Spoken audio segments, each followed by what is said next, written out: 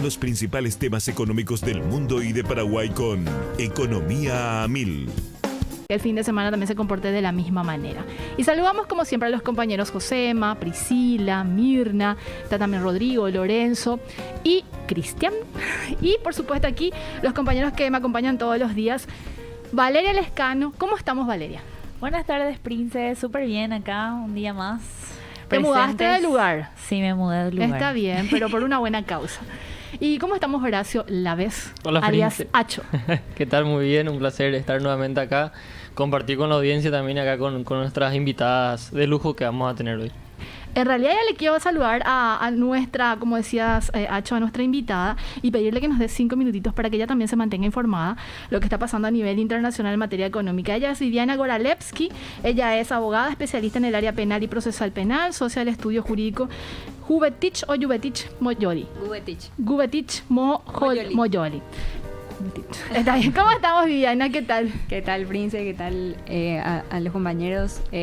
Muy contenta de estar acá y muy contenta de compartir con ustedes una vez más. Y también formas parte del IPDE, ¿verdad? El Instituto... Sí, del Instituto Paraguayo de Derecho y Economía, y de hecho estoy acá en representación del instituto. Saludos para Tomás y ¿quién era? Rosana. Para Diego, para Rosana, así sí, es. todo el equipo. Por supuesto, vamos a tener seguramente a ellos en otra oportunidad. Pero gracias. ¿Esta es tu segunda o tercera venida? Tercera, sí. Está bien. Te pido, Viviana, un parentecito y después ya vamos contigo claro, para abordar el tema que nos trae hoy. Bueno, ya pasamos con nuestra invitada y quien nuevamente agradecemos su presencia, Viviana Goralevsky. Ella es abogada, especialista en el área penal y procesal penal y también forma parte del Instituto Paraguayo de Derecho y Economía, IPDE.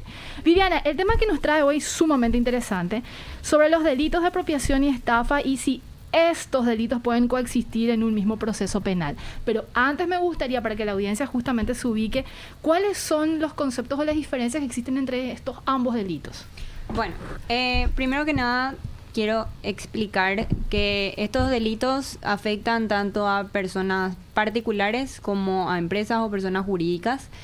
Y son delitos con los que, bueno, yo como abogada penalista trato todos los días. Realmente, últimamente nosotros tuvimos varios casos y son situaciones o hechos que tienen varias similitudes y por lo cual se confunden diariamente. Entonces, me gustaría dar los conceptos que da el Código Penal y explicar un poco los elementos que tienen los dos y las diferencias o similitudes, ¿verdad? La estafa está prevista en el artículo 187 y el Código lo define de la siguiente manera. El que con la intención de obtener para sí o para un tercero un beneficio patrimonial indebido y mediante declaración falsa sobre un hecho, produjera en otro un error que le indujera a disponer de todo o parte de su patrimonio o el de un tercero a quien represente y con ello causara un perjuicio patrimonial para sí mismo o para éste, será castigado con pena privativa de libertad de hasta 5 años o con multa. Es decir, es un delito, por lo cual está castigado con una pena privativa de menos de 5 años. ¿Qué elementos podemos sacar de esto? Sí. La declaración falsa es el primer elemento que tenemos. El autor hace una Te pediría declaración... que te acerques un poquitito. Ay, gracias. Sí. El autor hace una declaración falsa que debe ser lo suficientemente convincente como para generar un error en la otra persona, es decir, en la persona a la que quiere estafar. Así es. Y con esto causa en esta persona un error, o sea, causa un error engañándola y haciendo que esta persona disponga de su patrimonio. Es decir, esta persona genera un desplazamiento del patrimonio, con lo cual esta persona se ve perjudicada patrimonialmente y el autor se ve beneficiado patrimonialmente. Entonces, nosotros doctrinariamente tenemos los 4 elementos, que sería la declaración falsa, el error, la disposición patrimonial y el beneficio patrimonial para el autor. Y ahora, en relación a la apropiación, que está previsto en el artículo 160, el Código lo define de la siguiente manera. El que se apropiara de una cosa mueble ajena, desplazando a su propietario en el ejercicio de los derechos que le corresponden sobre la misma, para reemplazarlo por sí o por un tercero, será castigado con pena privativa de libertad de hasta 5 años o con multa. De nuevo, vemos que un delito tiene la misma expectativa de pena. Y la conducta en este caso implica que la persona aprende una cosa mueble, porque está previsto que sea una cosa mueble, no puede ser un inmueble, no puede ser una cosa intangible, y le desplaza al propietario original de la propiedad y se empieza a comportar como dueño de la cosa. Es decir, esta persona empieza a ejercer los derechos de un propietario como si fuera él mismo. O traspasa los derechos de propiedad a otra persona. O sea, dice para él o para otra persona. Viviana, para ejemplificar, Sí. y vale el juego otra vez de palabras, es un ejemplo Sí. para que la gente se sitúe.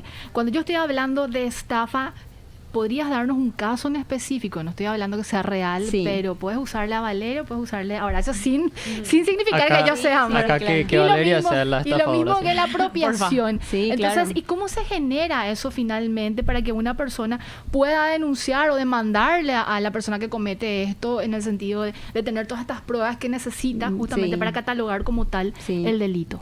Bueno, un caso que se vino dando últimamente y que es un caso bastante interesante que vimos que se vio repitiendo en empresas de repente, es una persona contacta con una empresa y le dice, yo quiero comprar 5 computadoras. Horacio, quiero comprarte 5 computadoras de tu empresa.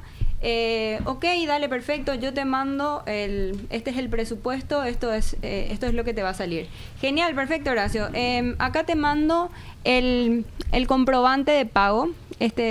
Yo te mando la transferencia y vos me decís, Viviana, no me llegó el comprobante. No, debe ser alguna cuestión porque es viernes, seguramente no te llega, seguro te llega el lunes.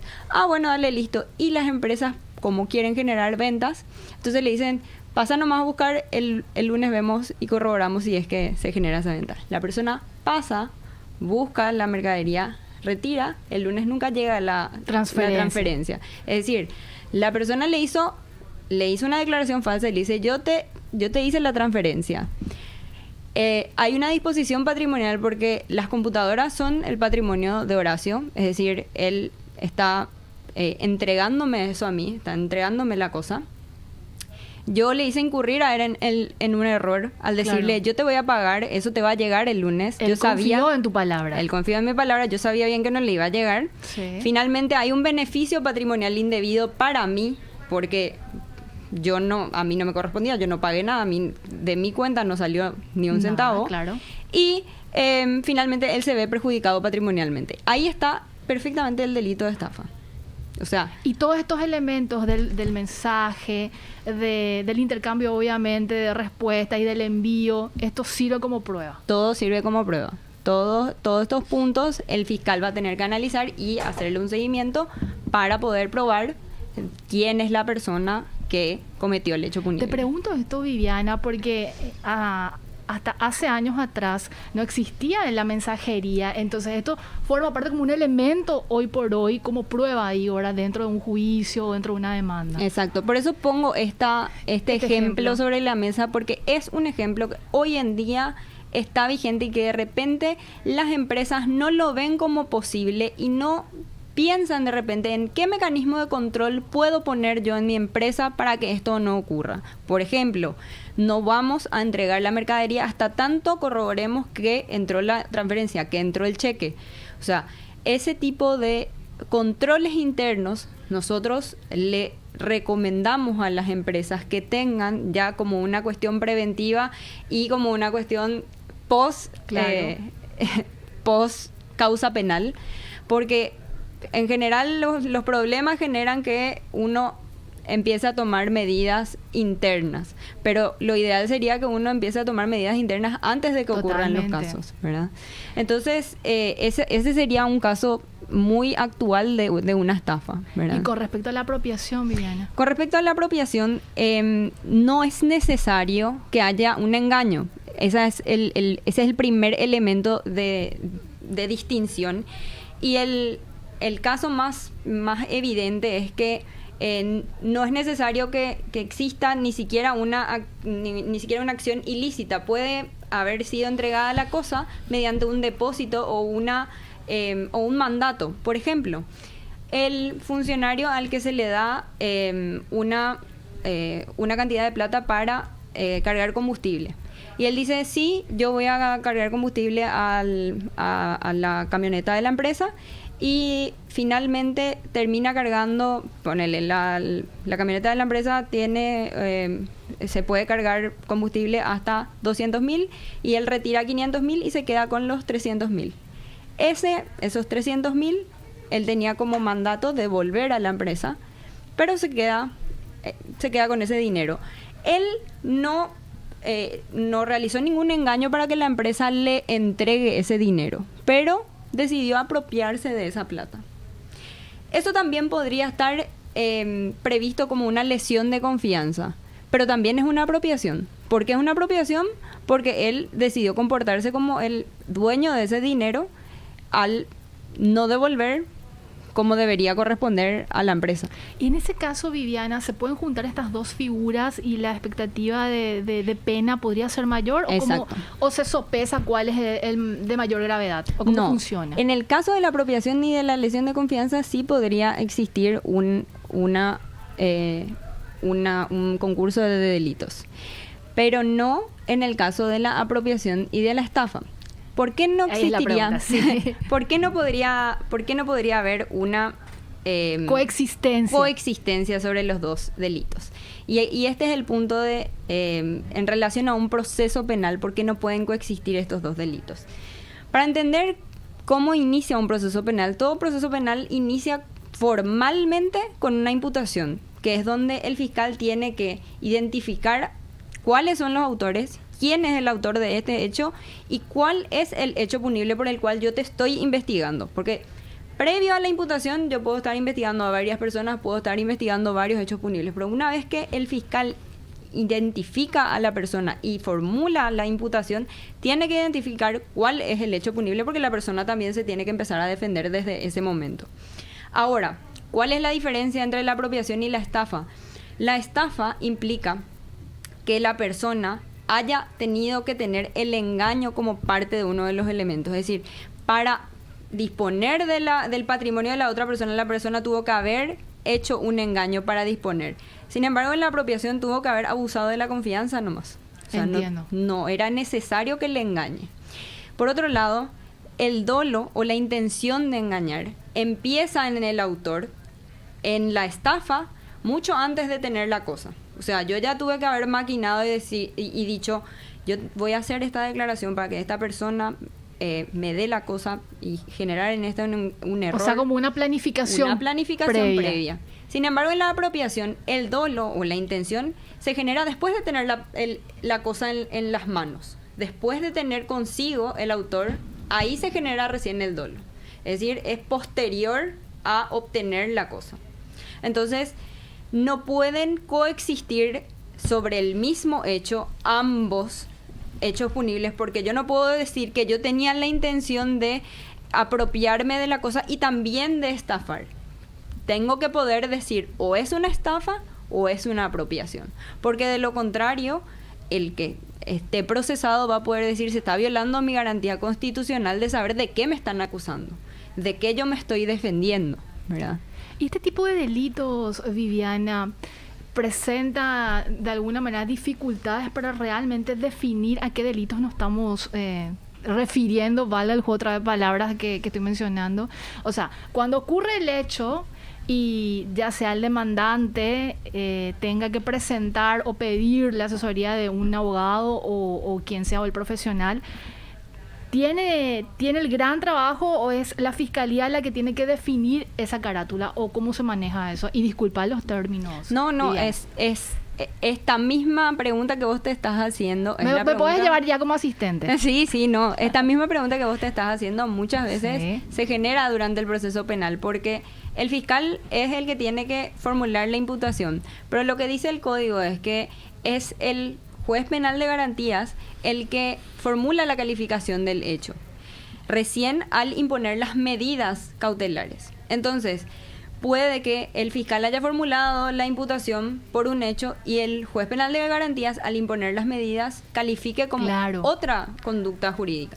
Entonces, para la persona que está siendo procesada hay una serie de momentos en los que tiene que defenderse de distintos hechos punibles, porque no es lo mismo que yo me defienda de una estafa y yo tenga que Totalmente. presentar ciertas pruebas en relación a eso, a que yo me defienda de una apropiación. Y a nosotros nos pasó en un caso donde un cliente nuestro fue imputado por apropiación y por estafa. O sea, él estuvo toda la etapa preparatoria imputado por apropiación y estafa y fue acusado por estafa. O sea, había que defenderse de los dos hechos durante toda una etapa y entonces era como, ¿de qué me defiendo si yo no sé si vos estabas pensando que yo primero obtuve la plata y después le engañé? O sea, era como una incertidumbre durante todo el proceso penal. ¿Y cómo se destraba ese tipo de situaciones, Viviana? Finalmente, nosotros planteamos un incidente de nulidad, pero no corrió el incidente de nulidad. La fiscalía decidió de motu propio acusar por estafa. Yo creo que fue una decisión de la fiscal de darse cuenta, efectivamente no puedo continuar con los dos delitos porque Claro. no voy a poder sostener en un Por juicio supuesto. oral. Y finalmente esa fue la forma en la que ella subsanó el error inicial, porque también lo que se da en muchos casos es que un fiscal inicia el proceso y a través de lo que va la causa hay recusaciones o sale el fiscal o es designado otro fiscal. En ese caso inició una fiscal y terminó otra fiscal. Entonces es como que corrigió el error inicial. Te pregunto la resolución o vamos a decirle el destrabe del problema, porque sucede, imagino, hay muchos casos, entonces esto evidentemente ayuda muchísimo para ir aumentando el conocimiento y por sobre todo la información que puede llegar a la gente que quizás esté en la misma situación. Sí. Quiero compartirte un dato antes de irnos, Viviana, y te comprometo para otro capítulo, Sí. claro que sí. Hay una encuesta mundial sobre fraude y delitos económicos de la Price que examinó respuesta de más de 5.000 encuestados de 99 países con una frecuencia bianual. Y los resultados que presenta, y después te traslado la pregunta, es que los resultados generales de compañías que experimentaron en promedio 6 incidentes en los últimos 2 años y brinda información sobre las amenazas y el costo de cada incidencia de fraude y que necesitan hacer las compañías para desarrollar mejores respuestas proactivas. En la experiencia como abogada, Viviana, de un tiempo a esta parte, ¿ha aumentado este tipo de delitos, sobre todo a nivel empresarial, corporativo, Viviana? No sé si ha aumentado porque nosotros venimos teniendo básicamente todos los años casos de tanto lesión de confianza como apropiación como estafa.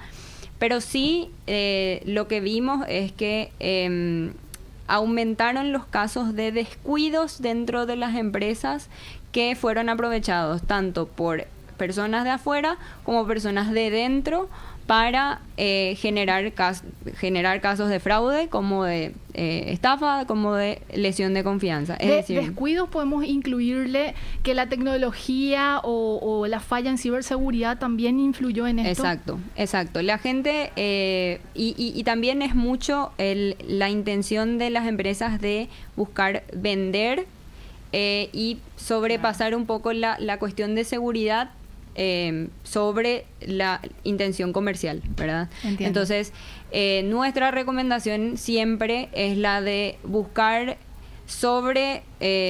sobrevalorar los mecanismos de seguridad, los mecanismos de auditoría interna, de auditoría externa y sobre todo reverificar todas las cuestiones de asesoría Por supuesto. internas antes que evidentemente las empresas necesitan vender, las empresas necesitan subsistir comercialmente. Claro. Yo vengo de Como su parte esencia. del Instituto Paraguayo de Derecho y Economía, Sí. más que nadie entiendo la cuestión económica, pero no se deben descuidar porque finalmente el perjuicio patrimonial que puede causarse a partir de un descuido interno es mucho mayor de una venta que se puede llegar a generar, que puede ser mínima, Totalmente. que puede causar un perjuicio mucho mayor e incluso puede llegar a afectarles a los directivos por un descuido que de repente es una tontería, ¿verdad? Por supuesto. Viviana, un gusto tenerte hoy. Muchísimas gracias por Igualmente. estar. Que tengas un buen jueves. Igualmente para ustedes y muchas gracias por la invitación. Vamos Estamos a siempre tenerte, abiertos. vamos a ver a quién le sondea a Tomás Merzán para el próximo mes. Pero esperemos tenerte a vos. Gracias. No, espero que nos hayas escuchado, Tomás. Estuvimos con Viviana Goralevsky, ella es abogada especialista en el área penal y procesal penal y forma parte también del Instituto Paraguayo de Derecho y Economía. Señores, señoras, nos vamos a una breve pausa y enseguida regresamos. Radio Mil.